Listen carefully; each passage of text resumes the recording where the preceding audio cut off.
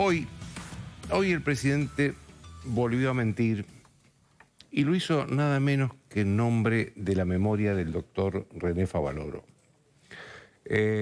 Nada menos que del doctor Favaloro, uno de los argentinos más reconocidos por los propios argentinos. El doctor Favaloro se suicidó el 29 de julio del año 2000, hace 22 años.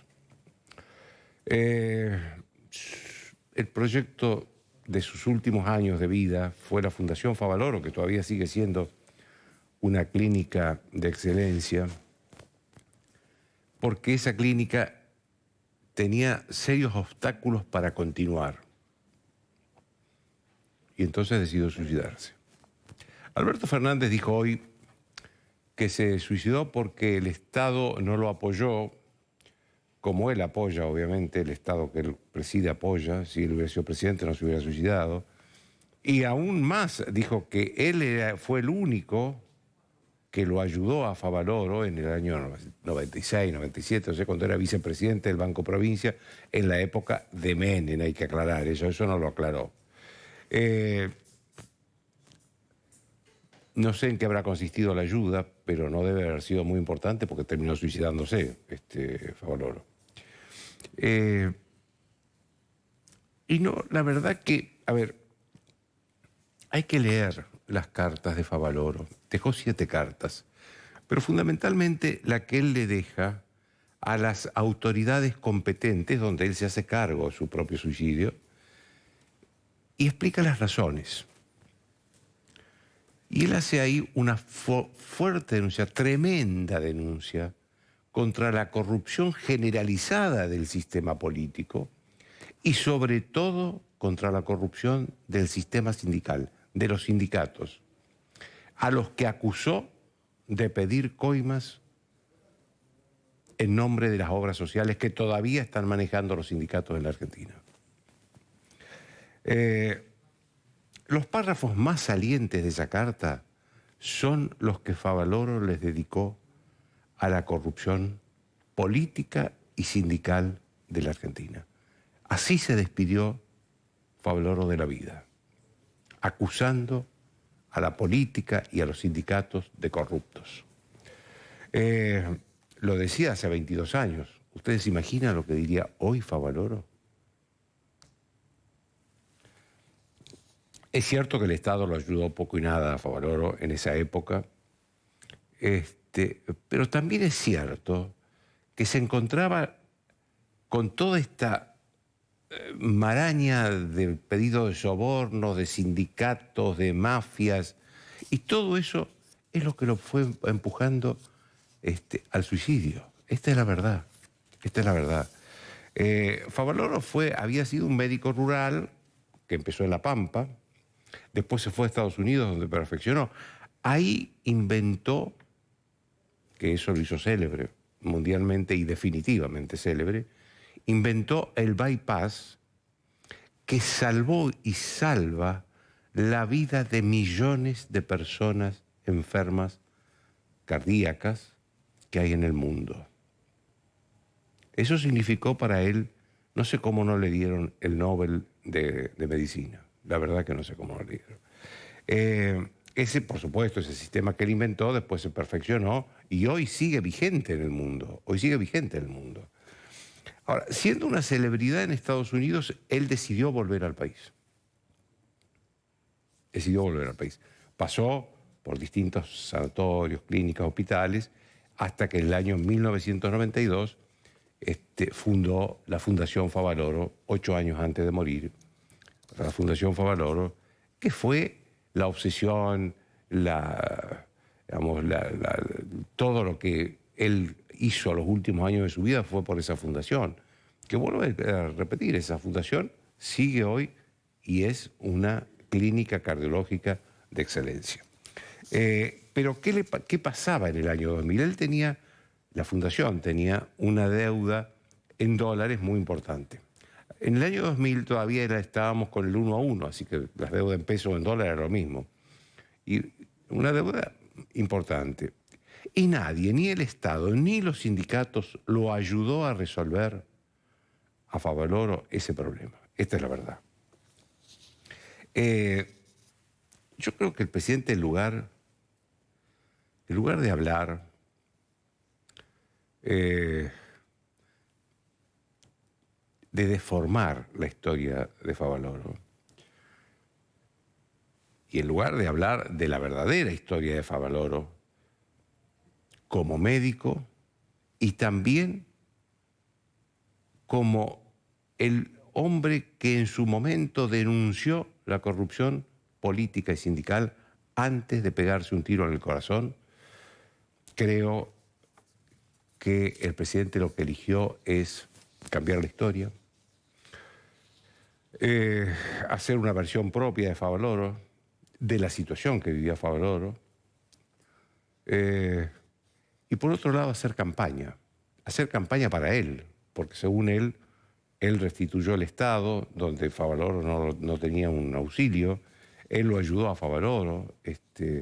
Yo hasta ahora nunca había escuchado ninguna vinculación entre Alberto Fernández y Favaloro.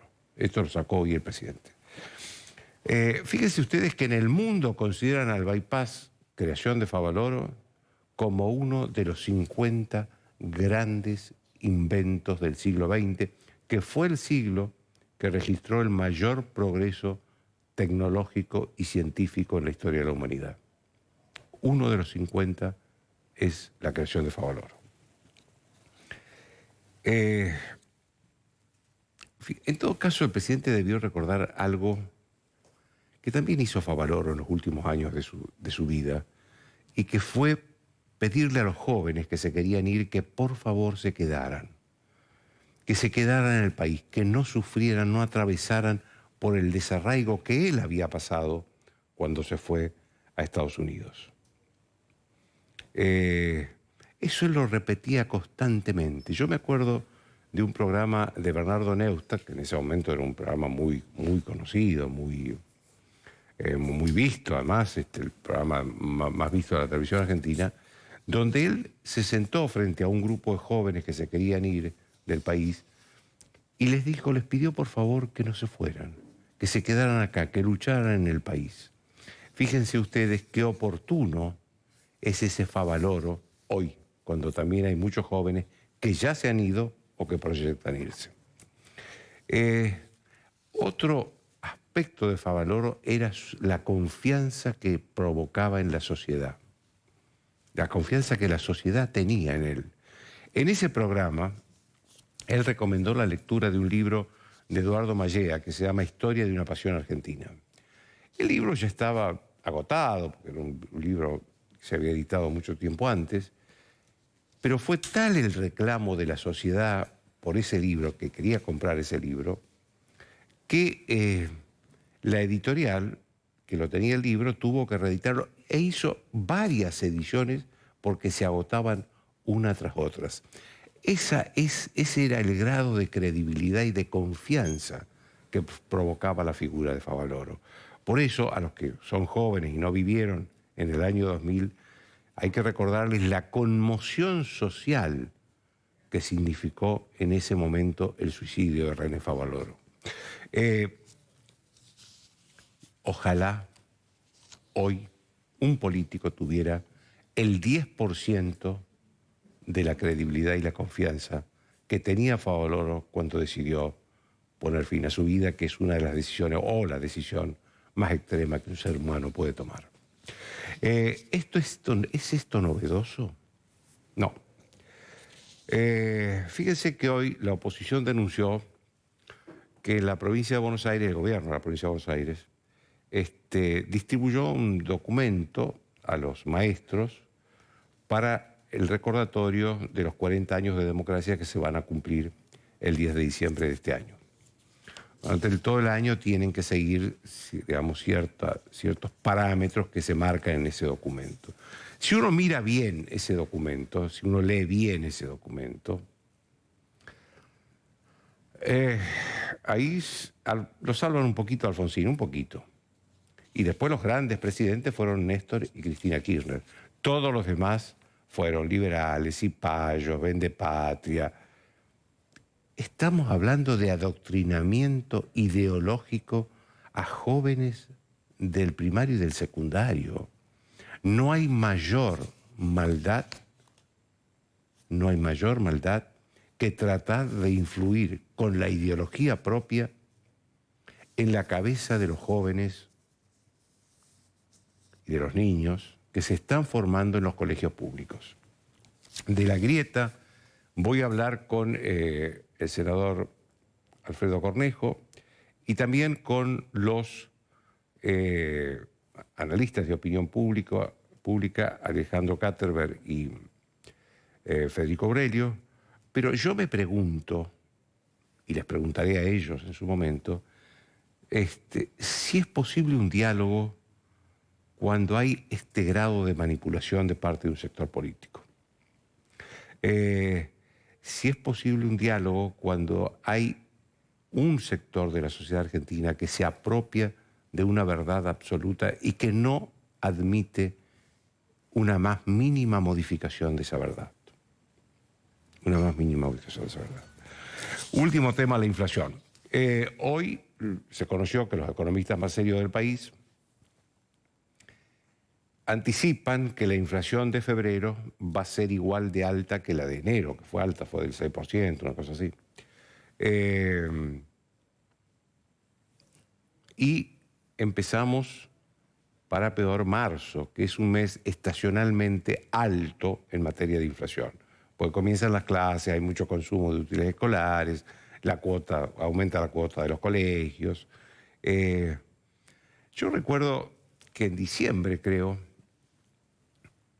el ministro de Economía, Sergio Massa, le dijo en un reportaje a Jorge Fontevecchia que él esperaba en marzo una inflación con un 3 delante, 3, tanto.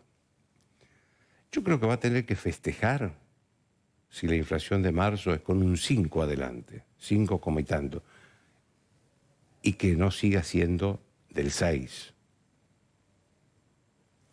Entonces, ahí vamos a otra manipulación, que se trata del déficit fiscal, es decir, el derroche del Estado, de dinero del Estado, que es el gran promotor y motor de la inflación. Resulta que en diciembre, muchos pagos que el Estado tenía que hacer en diciembre, lo pasaron a enero. ¿Para qué? Para cerrar los números del año 2022 más o menos bien. Consecuencia obvia, el déficit aumentó en enero, porque se pagaron muchos vencimientos de diciembre. A ver, acá se hacen estas cosas y no pasa nada. En Brasil, la expresidenta Dilma Rousseff fue destituida por una cosa muy parecida, por una acusación muy parecida. A Dilma Rousseff nunca la acusaron de corrupta, ¿eh? A Dilma Rousseff la acusaron, le hicieron un juicio político, porque había pasado gastos de diciembre a enero para mejorar los números del año que terminaba. Cuando descubrieron eso, su gobierno se terminó. Si esto sucediera en Estados Unidos, el escándalo institucional, político y judicial que se arma sería enorme. Aquí pasa, no sucede, hacen estas cosas, no pasa nada, todo sigue igual.